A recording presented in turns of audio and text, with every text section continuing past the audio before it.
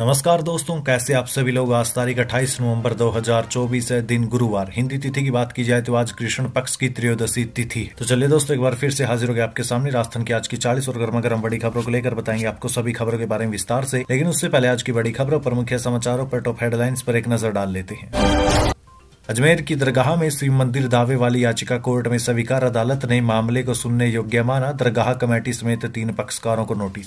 इसी के साथ ही क्या प्रदेश की 6,759 पंचायतों में नियुक्त होंगे प्रशासक। निकाय की तरह पंचायत के वार्डों के परिसीमन की तैयारी। आयोग ने चुनाव की तैयारियां शुरू की। इसी के साथ ही राजस्थान के शहर में पहली बार तैनात होगा दुनिया का सबसे एडवांस अटैक हेलीकॉप्टर। दोस्तों, राजस्थान में 3 दिन कोहरे का अलर्ट। हवा के कारण सर्दी बढ़ी। शेखावटी में तापमान 10 डिग्री से नीचे आया। इसी के साथ ही जूली बोले सरकार निकाय और पंचायतों पर कब्जा करना चाहती है। प्रशासक लगाना अलोकतांत्रिक। बीजेपी को शहरी निकायों पंचायतों में हार का डर, इसलिए चुनाव टाले जा रहे हैं। इसी के साथ ही केंद्रीय मंत्री अश्विनी वैष्णव बोले वल्गर कंटेंट रोकने के लिए सख्त कानून बने। जहां से कंटेंट आ रहा है वहां की और हमारी संस्कृति में बहुत अंतर है। इसी के साथ ही संसद स्तर का दूसरा दिन अडानी मुद्दे पर लोकसभा में हंगामा। राहुल बोले उन्हें जेल में होना चाहिए, सरकार उन्हें बचा रही है। वहीं दोस्तों, वक्फ संशोधन बिल के लिए बनी जेपीसी का कार्यकाल बढ़ेगा। विपक्ष के वॉकआउट के बाद फैसला। गोगोई बोले पाल को बड़ा मंत्री डायरेक्शन दे रहा है। इसी के साथ ही सुप्रीम कोर्ट बोला आरक्षण के लिए धर्म परिवर्तन संविधान से धोखा है। क्रिश्चियन धर्म अपनाया, अब नौकरी के लिए हिंदू होने का दावा सही नहीं। इसी के साथ ही राजस्थान की बेटी का कमाल। अफ्रीका की सबसे ऊंची चोटी पर लहराया तिरंगा। बने रहिए दोस्तों, बताएंगे आपको प्रदेश की 40 बड़ी खबरों के बारे में विस्तार से। लेकिन उससे पहले अगर अभी तक आपने चैनल को सब्सक्राइब नहीं किया तो सबसे पहले चैनल को सब्सक्राइब कर दे, वीडियो को लाइक कर दे और अपने कमेंट जरूर कर दी। नमस्कार दोस्तों, राजस्थान की आज की पहली और बड़ी खबर। सदस्यता अभियान में पिछड़ी राजस्थान बीजेपी टारगेट से 40 लाख कम मेंबर बनाए। सीएम का विधानसभा क्षेत्र सबसे आगे, घाटोल पिछड़ा। देखिए, प्रदेश में बीजेपी ऑनलाइन सदस्यता अभियान में पिछड़ गई है। यह अभियान 25 नवंबर को पूरा हो चुका है। राजस्थान बीजेपी को केंद्रीय नेतृत्व की ओर से 1 करोड़ मेंबर बनाने का टारगेट दिया गया था। इसे सीएम भजनलाल शर्मा ने 25 लाख बढ़ाकर 1 करोड़ 25 लाख कर दिया था। इधर सदस्यता अभियान की टाइमलाइन बढ़ाने और ऑफलाइन सदस्य बनाने की छूट मिलने के बाद भी प्रदेश बीजेपी तय लक्ष्य को हासिल नहीं कर पाई है। वहीं सदस्यता अभियान में प्रत्येक विधानसभा क्षेत्र को 60,000 सदस्य बनाने का लक्ष्य मिला था। प्रदेश के 200 विधानसभा क्षेत्रों में से कई ने इस लक्ष्य को हासिल किया। कई विधानसभा क्षेत्र में लक्ष्य से भी ज्यादा सदस्य बने। 200 विधानसभा क्षेत्रों में सीएम भजनलाल शर्मा की सांगानेर सीट ने 86,787 सदस्य बनाकर टॉप किया है। मंत्री जवाहर सिंह बेढम बोले कांग्रेस सनातन विरोधी और भारत विरोधी है। कहा उदयपुर राज परिवार देश के लिए सम्माननीय है, दोनों पक्ष धैर्य रखे।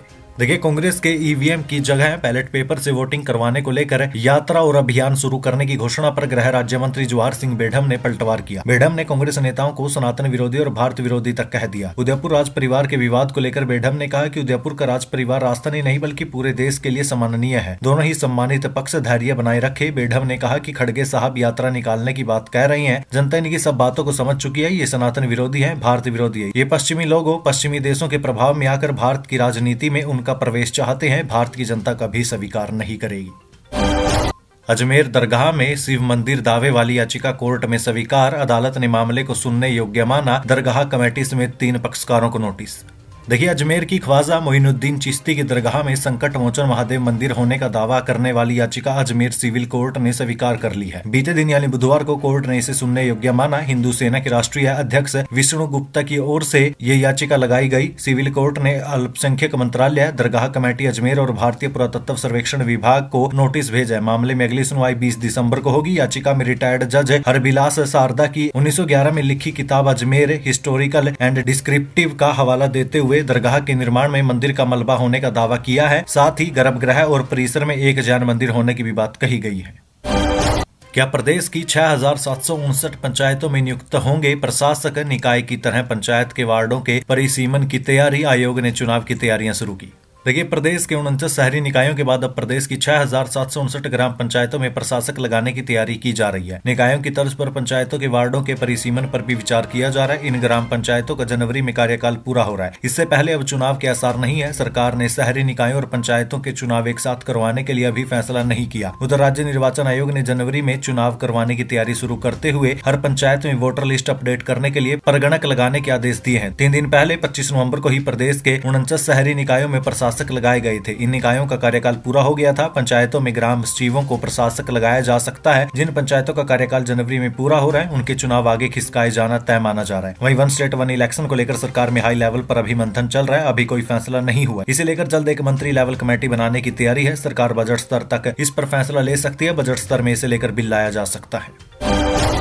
राजस्थान में खुल सकते हैं नए 900 आंगनवाड़ी केंद्र, कवायद तेज, केंद्र को भेजा प्रस्ताव। देखिए, देश के सभी राज्यों के महिला और बाल विकास विभागों का एक राष्ट्रीय चिंतन शिविर आगामी जनवरी में उदयपुर में आयोजित किया जाएगा। इसमें केंद्रीय महिला और बाल विकास मंत्री समेत सभी राज्यों के इस विभाग के मंत्री भाग लेंगे और आंगनवाड़ी केंद्रों, पोषाहार तथा महिला और बाल विकास से जुड़े विभिन्न मुद्दों पर विस्तार से चर्चा कर राज्यों की आवश्यकता अनुसार एक रोड मैप तैयार करेंगे। वहीं उप मुख्यमंत्री दिया कुमारी ने दिल्ली में केंद्रीय मंत्री अन्नपूर्णा देवी से मुलाकात की और विभाग से संबंधित सभी मुद्दों पर विस्तार से चर्चा की। वहीं उप मुख्यमंत्री ने केंद्रीय महिला और बाल विकास मंत्री अन्नपूर्णा देवी से मांग किया कि विभाग की विभिन्न योजनाओं में केंद्र से मिलने वाले अनुदान की राशि को एकमुश्त जारी किया जाए, जिससे आंगनवाड़ी कार्यकर्ताओं को उनका मानदेय हर महीने प्राप्त हो सके। वहीं इसके अलावा दिया कुमारी ने राज्य में नए 900 आंगनवाड़ी भवनों की मांग करते हुए कहा कि ये प्रस्ताव केंद्र को भिजवा दिया गया, जिन पर कार्रवाई अपेक्षित है। उन्होंने केंद्र सरकार से आंगनवाड़ी भवन की मरम्मत के लिए हर 5 साल में जारी होने वाली 3000 रुपए की राशि को भी जरूरत के अनुसार बढ़ाने की मांग की है। उन्होंने कहा है कि आंगनवाड़ी केंद्रों की मरम्मत की लागत 50,000 से लेकर 1 लाख तक होनी चाहिए।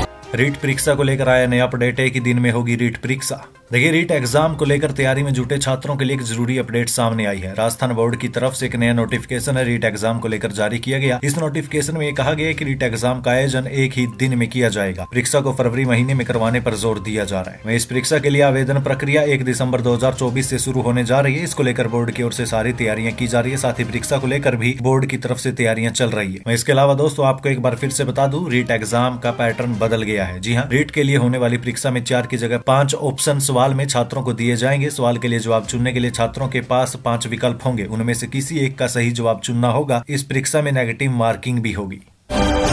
अपार आईडी ने बढ़ा दी शिक्षकों की समस्याएं, अपार विद्यार्थियों और माता पिता के आधार में ढेरों त्रुटियां। देखिए, शिक्षा विभाग ने शिक्षकों को सरकारी और गैर सरकारी विद्यालयों में पढ़ने वाले विद्यार्थियों की unique ID automated permanent academic account registry यानी अपार बनाने का काम सौंपा है। लेकिन हालात ये हो गई कि न तो अपार का काम ही गति पकड़ पा रहा है और न ही अर्धवार्षिक परीक्षा की तैयारियां हो पा रही है। एक तरफ विभाग के अधिकारी अपार आईडी जल्द से जल्द तैयार करने का दबाव बना रहे हैं, वहीं दूसरी तरफ यूडाइस प्लस पोर्टल में दर्ज विद्यार्थियों की डिटेल और माता पिता के आधार कार्ड की डिटेल मिसमैच हो रही है। स्थिति यह है कि प्रदेश के 50 जिलों में एक पखवाड़े के बाद भी बड़ी मुश्किल से 16% ही कार्य अब तक हो पाया है। वहीं यूडाइज प्लस पोर्टल पर एक विद्यालय के छात्र का नाम गणेश लाल मीणा पुत्र शंकर लाल मीणा है, जबकि उसके आधार में गणेश ही है। छात्र के नाम के आगे सरनेम नहीं होने के कारण मिसमैच हो रहा है। यूडाइज प्लस पोर्टल पर एक छात्रा का नाम रवीना यादव है, पुत्री कमलेश यादव, जबकि आधार में उसके पिता का नाम कमलेश ही है। इस प्रकार पिता के सरनेम में मिसमैच होने के कारण अपार आईडी नहीं बन पा रही और ऐसा एक विद्यार्थी के साथ नहीं हो रहा और यही समस्या ढेरों विद्यार्थियों के साथ हो रही है। वहीं दोस्तों, आईडी का निर्माण यूडाइज प्लस पोर्टल से किया जा रहा है। विद्यार्थी की पोर्टल पर दर्ज डिटेल, पिता का नाम, जन्म दिनांक है और भी कई चीजें आधार कार्ड में समान होने के साथ ही माता पिता के आधार की डिटेल से समान होना भी जरूरी है। समस्या है कि कई गलतियों को सही करने के लिए आधार कार्ड को अपडेट करवाना पड़ता है, लेकिन सूचनाओं के लिए अभिभावक सहयोगी नहीं कर रहे। राजस्थान शिक्षक संघ राष्ट्रीय के प्रदेश उपाध्यक्ष डॉक्टर ऋषि चौबीसा ने बताया कि आईडी बनाने के लिए शिक्षकों को तकनीकी समस्याओं का सामना करना पड़ रहा है। राजस्थान उपचुनाव में क्यों विफल रही कांग्रेस, डोटासरा ने मीडिया से खास बातचीत में बताई असली वजह। देखिए, विधानसभा उपचुनावों में कांग्रेस पार्टी को मिली एक करारी हार को लेकर प्रदेश कांग्रेस अध्यक्ष गोविंद सिंह डोटासरा का कहना है कि चुनाव सभी ने मिलकर लड़ा था, फिर भी वो परिणामों की जिम्मेदारी लेते हैं। राजनीति में मीठा मीठा गप और कड़वा कड़वा थू ऐसा नहीं चलता। हम हार का विश्लेषण करेंगे, पार्टी संगठन को फिर से चुस्त दुरुस्त कर सरकार की नाकामियों को जनता के सामने उतारेंगे। उन्होंने कहा कि चुनाव प्रभारी और प्रत्याशियों ने जिस भी नेता को प्रचार के लिए बुलाया वो गए। प्रदेश के सभी बड़े नेताओं और प्रत्याशियों की मांग के अनुसार रैलियां की गई। मैंने खुद भी 5 जगह प्रचार किया था, लेकिन भाजपा ने सत्ता का दुरुपयोग किया है। ध्रुवीकरण और धनबल के बूते चुनाव लड़ा, बागियों को फंडिंग और सौदेबाजी करके समीकरण बिगाड़ दिए, इसलिए नतीजे हमारे पक्ष में नहीं आए। प्रदेश अध्यक्ष होने के नाते परिणाम की जिम्मेदारी मेरी है। एक सीट का सोशल मीडिया पर पोस्ट करके जिम्मेदारी से भाग नहीं सकता। अब से राजस्थान के शहर में पहली बार तैनात होगा दुनिया का सबसे एडवांस अटैक हेलीकॉप्टर। देखिए, जोधपुर में आर्मी एविएशन कोर में दुनिया के सबसे advance attack helicopter 64E Apache की आपूर्ति अगले महीने होने की उम्मीद है। अमेरिकी कंपनी बोइंग दिसंबर में 3 अपाचे हेलीकॉप्टर देगी। इसके अलावा बचे हुए 3 अपाचे हेलीकॉप्टर जनवरी 2025 में आएंगे। कुल 6 अपाचे हेलीकॉप्टर तैनात होंगे। इससे पाकिस्तानी सरहद पर भारत की सुरक्षा और ज्यादा मजबूत हो सकेगी। कृषि मंत्री किरोड़ीलाल मीणा SMS हॉस्पिटल में भर्ती, पेट दर्द और एसिडिटी की शिकायत के बाद मेडिकल ICU में किया एडमिट, शाम को मिल गई छुट्टी। देखिए, सीनियर विधायक और भजनलाल सरकार में कृषि और पंचायती राज विभाग के कैबिनेट मंत्री किरोड़ीलाल मीणा की बीते दिन तबीयत खराब हो गई। इसके बाद उनके परिजन और स्टाफ के सदस्यों ने उपचार के लिए SMS हॉस्पिटल लेकर गए। यहाँ उन्हें डॉक्टरों ने उपचार के लिए मेडिकल ICU में भर्ती किया। यहाँ उपचार और जांचों के नॉर्मल आने के बाद डॉक्टरों ने बीते दिन शाम को उन्हें छुट्टी भी दे दी थी। राजस्थान में 3 दिन कोहरे का अलर्ट, हवा के कारण सर्दी बढ़ी। शेखावटी में तापमान 10 डिग्री से नीचे आया।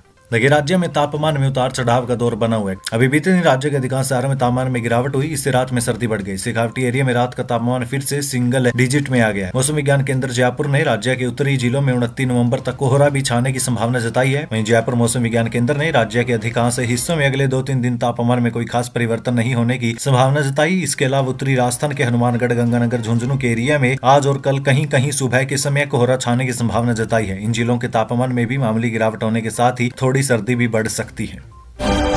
सुखदेव सिंह गोगामैडी की लगेगी 8 फुट की प्रतिमा। हिसार में पत्नी ने की घोषणा। 5 दिसंबर को पहली पुण्यतिथि पर होगा कार्यक्रम। देखिए, श्री राष्ट्रीय राजपूत करणी सेना सुखदेव सिंह गोगामैडी की पहली पुण्यतिथि पर अष्टधातु की प्रतिमा राजस्थान के गोगामैडी गांव में लगाई जाएगी। घोषणा हिसार में उनकी पत्नी शीला शेखावत ने की है। शीला शेखावत सुखदेव सिंह गोगामैडी की जगह संगठन की कमान संभाले हुए हैं। वही वो श्री राष्ट्रीय राजपूत करणी सेना की राष्ट्रीय कार्यकारी अध्यक्ष है। हिसार की राजपूत धर्मशाला में आयोजित प्रेस वार्ता में शीला शेखावत ने कहा कि 5 दिसंबर को राजस्थान के हनुमानगढ़ जिले में स्थित गोगामैडी गांव में सुखदेव सिंह गोगामैडी की अष्टधातु की 8 फुट की प्रतिमा लगाई जाएगी। ये प्रतिमा सुखदेव सिंह गोगामैडी के समाज हित में कार्यों की याद दिलाती रहेगी। जूली बोले, सरकार निकायों और पंचायतों पर कब्जा करना चाहती है। प्रशासक लगाना अलोकतांत्रिक है। बीजेपी को शहरी निकायों और पंचायतों में हार का डर है, इसलिए चुनाव टाले जा रहे हैं। देखिए, नेता प्रतिपक्ष टीकाराम जूली ने 49 शहरी निकायों में प्रशासक लगाने और पंचायतों में प्रशासक लगाने की तैयारियों को लेकर सरकार पर पलटवार किया। जूली ने कहा कि राजस्थान की बीजेपी सरकार प्रशासक लगाकर शहरी निकायों और पंचायती राज संस्थाओं पर कब्जा करना चाहती है। सरकार 49 निकायों में प्रशासक लगा चुकी है और करीब 7000 पंचायतों में प्रशासक लगाने की तैयारी कर चुकी है। सरकार का एक कदम असंवैधानिक और लोकतांत्रिक संस्थाओं को कमजोर करने वाला है। जूली ने कहा कि सरकार ने राज्य के 5 नगर निगम, 20 नगर परिषद और 24 नगर पालिका का कार्यकाल समाप्त होने का तर्क देकर इसमें सरकारी अफसरों को प्रशासक लगा दिए। इन निकायों की लोकतांत्रिक व्यवस्था को कायम रखने के लिए इनमें तत्काल चुनाव करवाने की घोषणा करनी चाहिए थी। निकायों के अविलंब चुनाव करवाए जाएं। गायन, वादन और नृत्य का साक्षी बनेगा जयपुर। पर्यटन विभाग की पहल 29 और 30 नवंबर को होगा कल्चरल डायरीज इवेंट। देखिए, पर्यटन विभाग की ओर से शुरू की गई सांस्कृतिक संध्या कल्चरल डायरीज श्रृंखला के तहत आगामी शुक्रवार और शनिवार को यानी 29 और 30 नवंबर को अल्बर्ट हॉल पर सांस्कृतिक प्रस्तुतियां दी जाएगी। इन प्रस्तुतियों के दौरान जयपुर वासियों सहित विदेशी और देशी पर्यटकों को गायन, वादन और नृत्य का शानदार संगम देखने को मिलेगा। 29 नवंबर यानी कल को अल्बर्ट हॉल पर किशनगढ़ के कलाकारों की ओर से चरी और घूमर नृत्यों के साथ ही अलवर के कलाकारों द्वारा भपंग वादन की प्रस्तुतियां देखने को मिलेगी। इसके साथ ही खातूसपेरा विशेष आकर्षण का केंद्र रहेगा। उनके समूह का कालबेलियन नृत्य, जिसमें 3 पीढ़ियां एक साथ नृत्य की प्रस्तुति देंगी। इसके अलावा शनिवार यानी 30 नवंबर को जयपुर के इंडी फोक ग्रुप युगम बैंड की प्रस्तुति के साथ ही लोक वाद्य यंत्र रावण हत्था वादन प्रस्तुत किया जाएगा।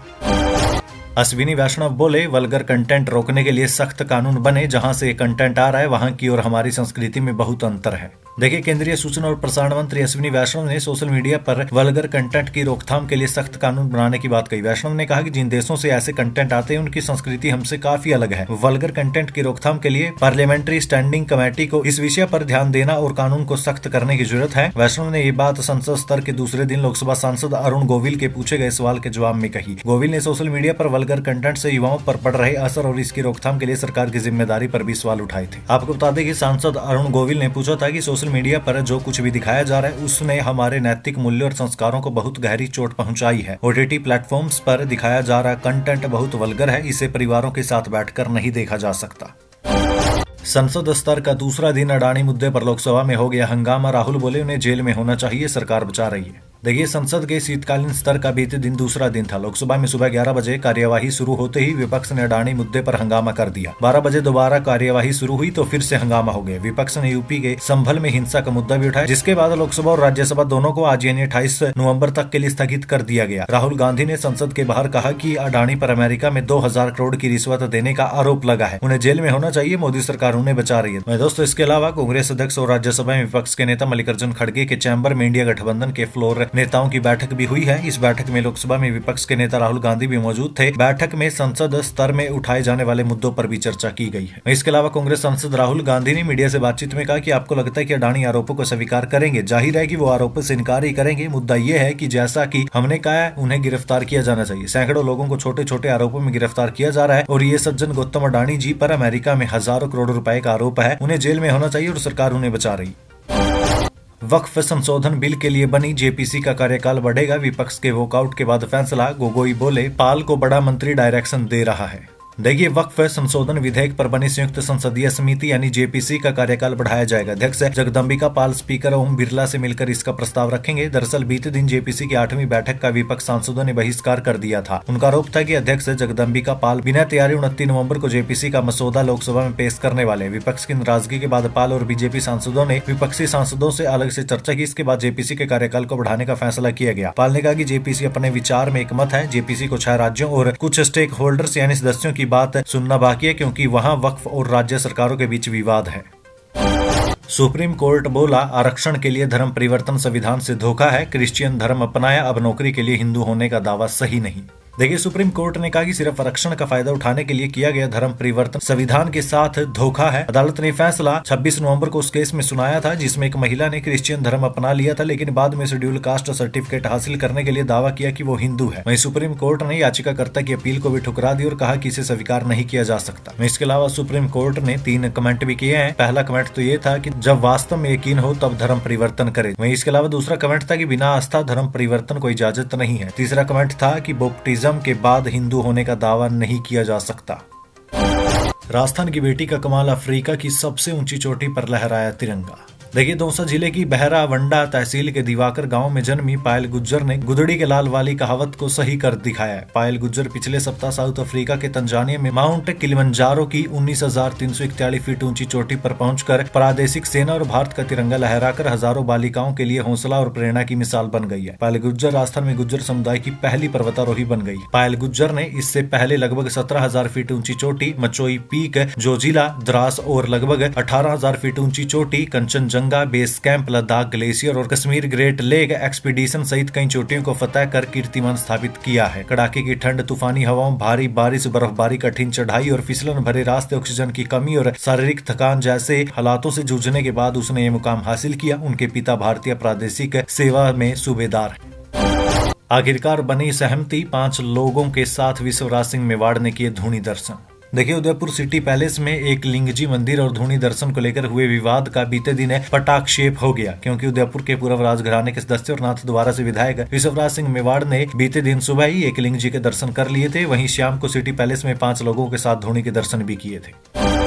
बड़े दिल का नेता एकनाथ शिंदे के फैसले से बीजेपी खुश, बांधे तारीफों के पुल।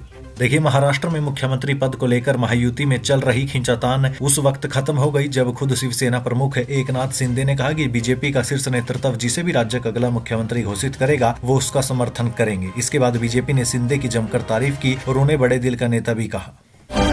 300 गांव के किसानों ने जोधपुर और बाड़मेर हाईवे किया जाम। जवाई बांध के पानी के बंटवारे की मांग, विधायक के घर का रास्ता रोका, बाजार बंद किया। देखिए, पश्चिमी राजस्थान के सबसे बड़े जवाई बांध के पानी के बंटवारे को लेकर जालोर में किसान सड़कों पर उतर गए हैं। 300 गांव के किसान मंगलवार रात 12 बजे से कलेक्ट्रेट के सामने जुटना शुरू हो गए थे। पुलिस ने भी मौके पर बैरिकेडिंग लगाकर भारी संख्या में जवान तैनात कर दिए थे। किसानों ने बीते दिन सुबह कलेक्ट्रेट का घेराव किया था तो पुलिस ने उन्हें रोकने की कोशिश भी की। इस दौरान दोनों तरफ से कई बार टकराव की स्थिति भी बनी। इस दौरान किसानों ने जालोर से निकलने वाले जोधपुर से बाड़मेर नेशनल हाईवे 325 का रास्ता बंद कर दिया और रोडवेज बसों को भी रोक दिया। किसानों ने कलेक्ट्रेट के सामने पड़ाव डाल रखा है। किसानों के समर्थन में व्यापारियों ने भी बीते दिन बाजार बंद रखा था। दोपहर बाद तक जालोर से निकलने वाले रास्तों को नहीं खोला गया। ऐसे में आसपास के गांवों से बसों और दूसरे वाहनों को निकाला गया। बीकानेर पूर्व राज परिवार प्रॉपर्टी विवाद, सिद्धि कुमारी पर केस दर्ज। होटल कंपनी ने लगाया धोखाधड़ी का आरोप, बुआ पर विधायक ने करवाई एफआईआर। देखिए, उदयपुर के बाद अब बीकानेर पूर्व राजघराने का प्रॉपर्टी विवाद सामने आया। बीकानेर पूर्व की विधायक सिद्धि कुमारी और उनकी बुआ राजश्री कुमारी, जो कि एक अंतर्राष्ट्रीय शूटर भी है, उन पर प्रॉपर्टी को लेकर बिछवाल थाने में एफआईआर करवाई गई। मंगलवार को दर्ज हुए क्रॉस केस में एक मामला सिद्धि कुमारी पर होटल चलाने वाली कंपनी ने करवाया। दूसरा केस राजश्री पर सिद्धि कुमारी ने ट्रस्ट की ओर से संपत्ति खुर्द-बुर्द को लेकर करवाया गया है। राजस्थान के स्कूलों में एक साथ होंगे हाई ईयरली एग्जाम। 9वीं से 12वीं तक की परीक्षा 17 दिसंबर से होगी शुरू। सर्दियों की छुट्टी 25 से नहीं होगी। देखिए, शिक्षा विभाग से जुड़े राजस्थान के सरकारी और प्राइवेट स्कूलों में क्लास 9वीं से 12वीं के हाफ ईयरली एग्जाम 17 दिसंबर से शुरू होंगे। एग्जाम 27 दिसंबर तक चलेंगे। राज्य में पहली बार एक साथ हो रहे हाफ ईयरली एग्जाम का टाइम टेबल जारी करते हुए शिक्षा विभाग ने स्पष्ट कर दिया कि इस बार सर्दी की छुट्टियां 25 दिसंबर से शुरू नहीं होंगी। सभी स्कूल में प्रैक्टिकल एग्जाम 12 से लेकर 16 दिसंबर के बीच आयोजित किए जाएंगे। आधुनिक खेती के लिए अब सरकार देगी अनुदान, किसानों ने दिखाया उत्साह। देखिए, आधुनिक खेती के लिए अब सरकार किसानों को कृषि यंत्रों की खरीद पर अनुदान देगी। इसके लिए हनुमानगढ़ जिले में चालू वर्ष में 5,425 किसानों को लाभान्वित करने का लक्ष्य भी निर्धारित किया गया। इसकी तुलना में अभी तक करीब 10,000 किसानों के आवेदन मिल चुके हैं। वहीं पहले आओ पहले पाओ के आधार पर किसानों को योजना का लाभ दिया जाएगा। जानकारी के अनुसार जितने लक्ष्य आवंटित किए गए उसके अनुसार किसानों को लाभान्वित किया जाएगा।